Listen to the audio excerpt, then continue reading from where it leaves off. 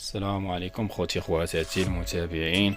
اليوم رجعنا لكم فيديو جديد على القلع ديال الكوير. ها هو كما كتشوفوا معنا هذا الدير، هذا كيتسمى القلع كوير، القلع ديال الجلد. المهم هو هذا كاين فيه الدير، كاين فيه المربع، كاين فيه ديال البلاطو، كاين فيه كلشي. المهم كيف ما كتشوفوا هو هذا هو الزواقه ديالو.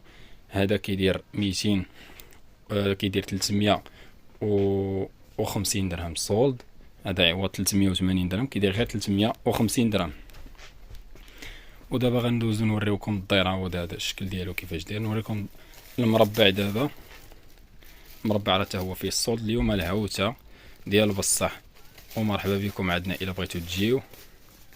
المحل في الحاج فاتح حدا الجامع اللي في الحاج فاتح مدينه الدار البيضاء. المهم هادو ديال البلاطو كيف ما كتشوفوا.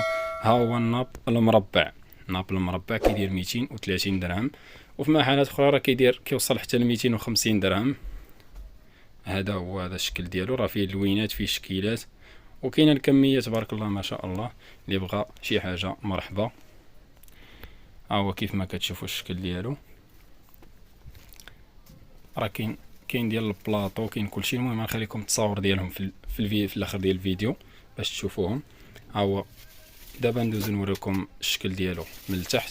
ها هو الثوب ديالو من التحت، راه شي حاجه زوينه، كيصبر، شي حاجه مخيره، وكيعطي منظر واعر في الصالون الا بغيتوه.